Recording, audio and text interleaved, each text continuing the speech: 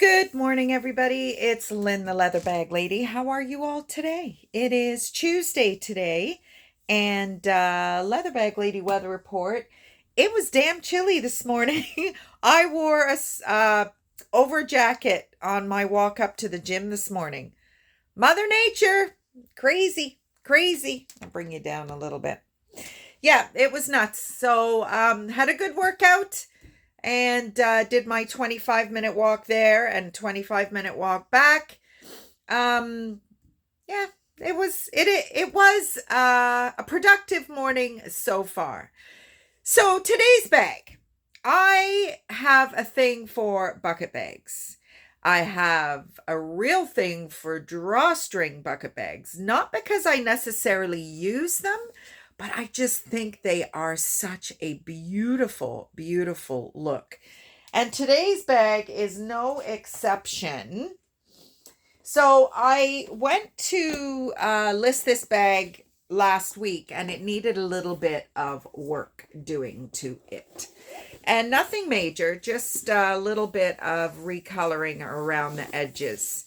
It is absolutely gorgeous. It is a High Fashion Handbag, which is a Toronto-based company, and it is a croc embossed black leather, and it is just fantastic. Now, the drawstring. The drawstring was broke. So I have threaded a black leather lace through it and reinstalled the original clasp. Now, the good thing about this clasp, the awesome thing about this clasp, is it has a spring in it. So it is not going, I mean, if you yank it, it will open, but it doesn't open very easily at all. You push in the sides, draw it closed, and there you have this beautiful black leather shoulder strap crossbody. It's too high for crossbody. However, if you have your own strap at home and want to make it longer, then by all means do so. It just it's as low as it will go, or as long as it will go. I think it's a 17.5-inch strap drop. But isn't this a beauty? This High Fashion Handbag company, my girl in Toronto, Pauline, has told me a little bit of, well, not about the company, but just that she used to buy quite a few bags at this company. I've listed this as an 80s bag. Could be 70s, but I'm thinking more 80s just because of the brass tone hardware. And they still have an outlet somewhere in Mississauga, I believe, according to Pauline. So thank you for that, Pauline. That was shared with me quite some time ago. But isn't it gorgeous? Just love it. Inside is in great shape. We can see it. It's all black. It's velvet material. It has a zipper compartment. There's your High Fashion Handbag tag, and it is just gorgeous. A few little fluffy bits inside, which missed my assault when I cleaned it. But yeah, this is a really nice vintage bag.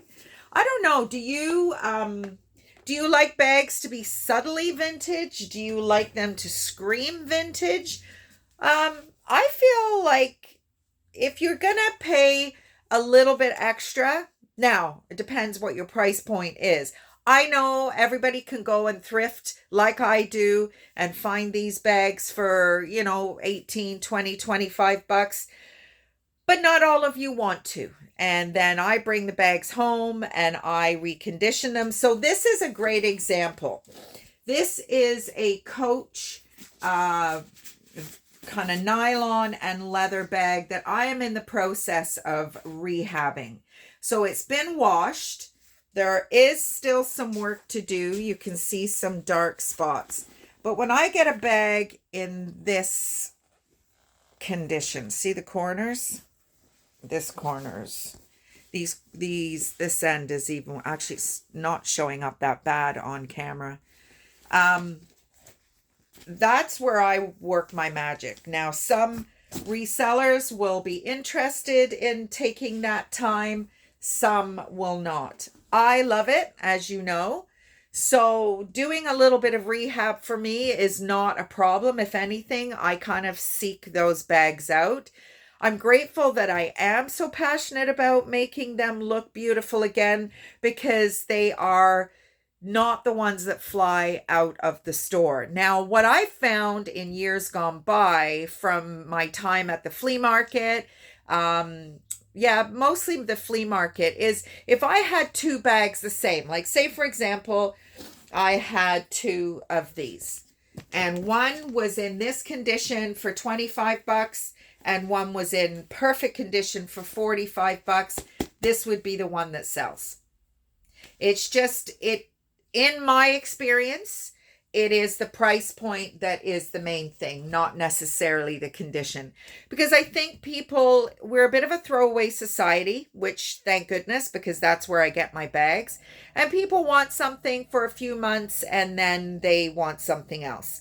And that's the whole beauty of buying bags from someone like me, because you are going to be able to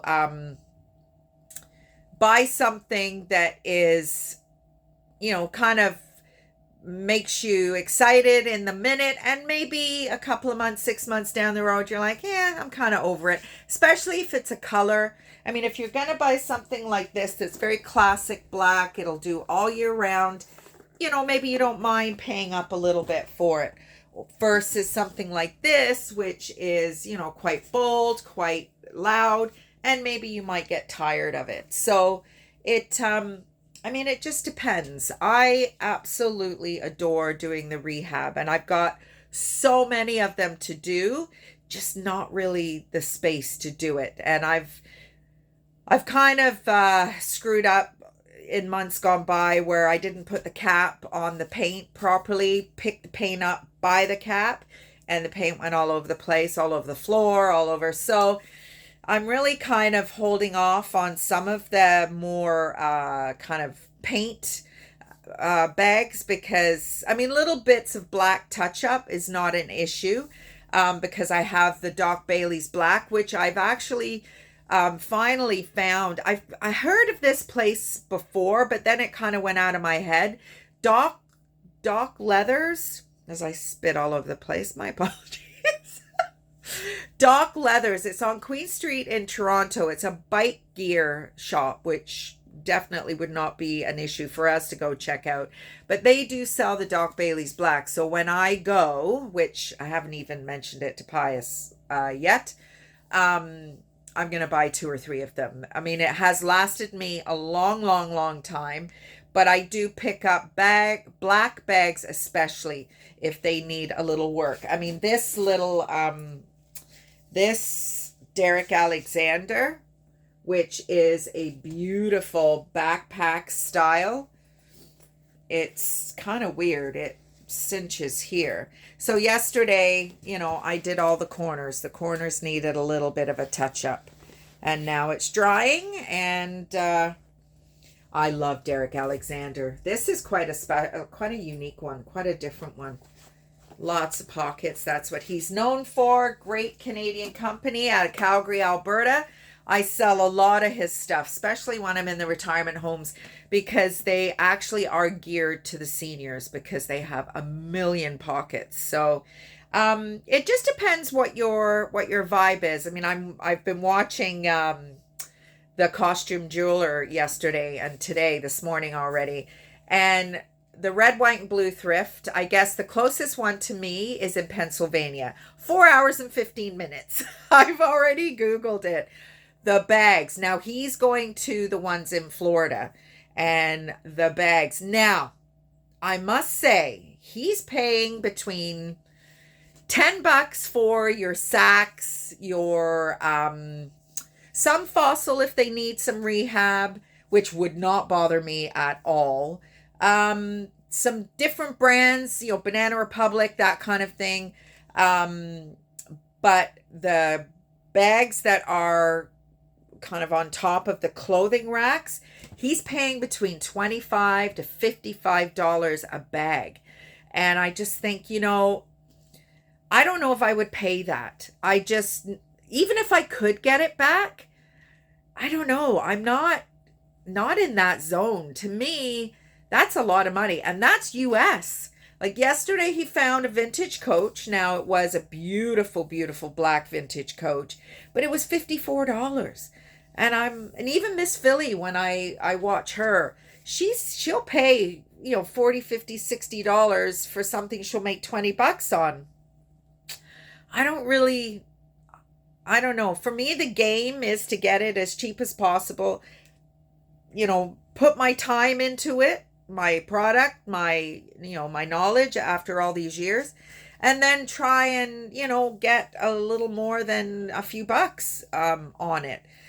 Just, it is a business. It is something that, pays my mortgage. And for the most part, I do have my little side gig with my clients, which I will be seeing today. I canceled on Friday because that 41 with the Humidex, my client has some breathing issues. And yeah, no, that wasn't happening.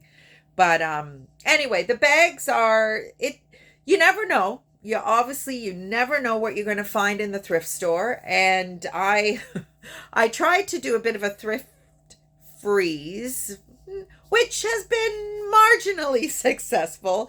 I haven't thrifted as much as I was thrifting, and maybe August will, take it easy a little bit as well.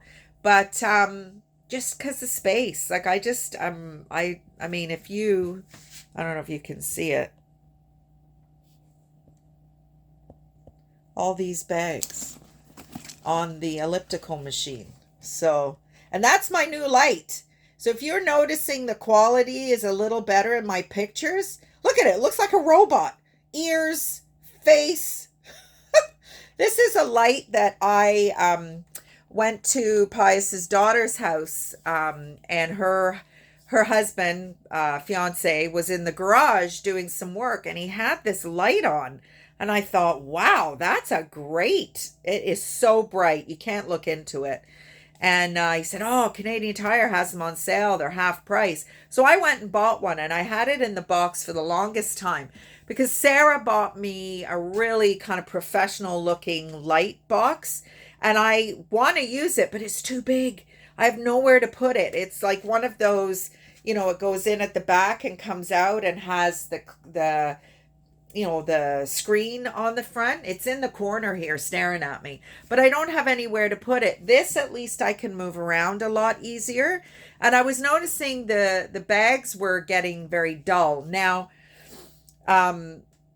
it doesn't help that I have to put the blind down, which obviously I don't do when I take my pictures. But with all the purses that are hanging on the elliptical, it does create more of a shadow. So I am experimenting with this light, and I'm enjoying that the pictures are a lot brighter. Just gives you more of a chance to see the bag, and obviously if there's any flaws that are there, they're a little bit more illuminated for you. So that is about it. I am off to see my clients. I think it's probably closer to 10 o'clock now. Leave in about half an hour, and we'll be back, and we'll see what the rest of the day brings. I've got lots of work to do. Probably won't speak to you tomorrow. I don't know if you follow me. I may have mentioned that a few months ago, my cousin passed away very unexpectedly in the UK. He was a chiropractor, and he was only 56 years old. He had open heart surgery last year, and there was an infection or something. I don't know. It's a little wobbly. He went to the doctors. They sent him home. How many people have had that story? And he had a massive stroke and died. And so his kids, his three beautiful children. I think the oldest is 21, the youngest is 16. Are here from Stevenage, I think they live in England. And they're having a celebration of life for Kenneth tomorrow. And we all have to wear orange, so I don't really know if I have anything orange. So I might be going thrifting this afternoon and see if I can find something. And it is Senior's Day, so Pius is my borrowed senior for the day. Poor Pius. But that is about it. That's what we'll be up to today. Pius said, "Do you want to go to the trailer tonight?" And I was like, "Yeah, I'd love to go to the trailer, but it's such a rush turning everything on and then first thing in the morning turning everything off. I'm not sure what time we'll be leaving. I think the service starts at 3, and we want to be there a little earlier, and it takes 2.5, 3 hours to get there. So that will be it tomorrow. Probably won't talk to you. And then Thursday is my trailer day. So we'll see what we can do on Thursday. Maybe I'll do a video from the trailer on Thursday, molting, and show you around.